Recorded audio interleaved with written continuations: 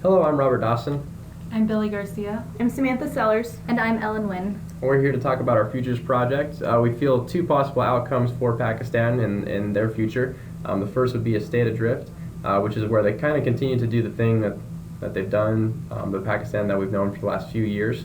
And the other outcome would be a moderate state where they sort of modernize, become more educated, and become more stable on their own.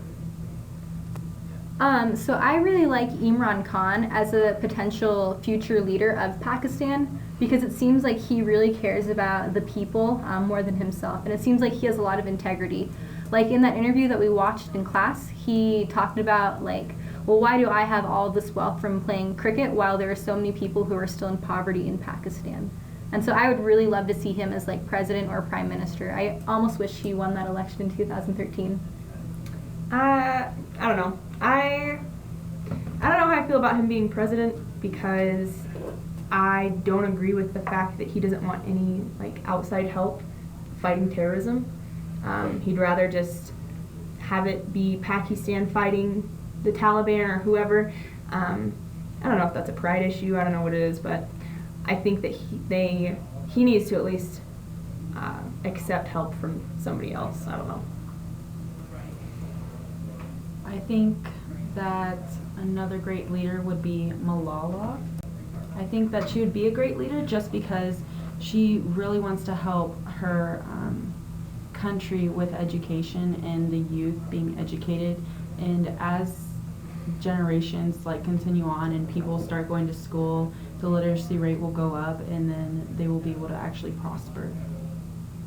That's true. Yeah, I could see that. And I can see how the more you educate women, especially, and men too, you're going to see things like lower mortality rates and just better citizens. I think that, and we've seen the correlation in class where the countries that have more educated women tend to do better economically, politically, and lifestyle-wise. No, I totally agree. One of the things that I've thought about this whole semester as we've learned about Pakistan is that education is the key to their change. That's one of the things that Malala's been a huge advocate for, is education of the country. Yeah. And do you guys remember that case study where Benazir Bhutto tried to, she set up these banks to have loans for women, but they ended up being cheated out of their money because they couldn't read? Yeah. Yeah, that was, and so I feel if the women were more educated, they could do things like read and understand how loans and the economy works, and then. Well, and I feel there's so many women in Pakistan that if they were more educated and if they were able to make more educated decisions about who to vote for and stuff like that, then as they voted for different leaders and stuff, if they were more educated, they'd be able to make better decisions about who to vote for, and that would lead to a better country and a more moderate state.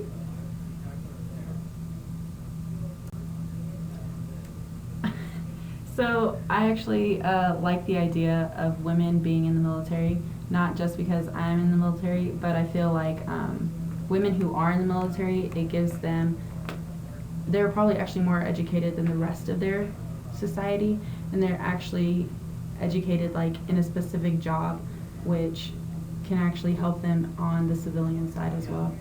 So I feel women in the military is a really good sign for Pakistan as well, because such a masculine role, what's typically been a masculine role for years, to allow women to come in.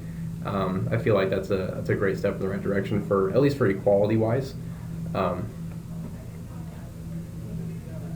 Yeah, I'd have to agree. And I think the more we give women jobs, and not necessarily all the women all the time, but their economy will improve just because the more a woman's educated and understands the economy, the more they can help pull their families out of poverty instead of living day to day.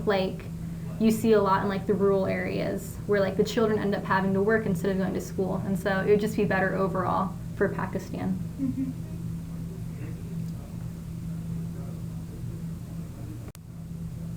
So I feel like everything that we've talked about really points to more of a moderate state versus a state adrift. That Pakistan really is heading in a good direction, especially with what we were talking about with the recent elections.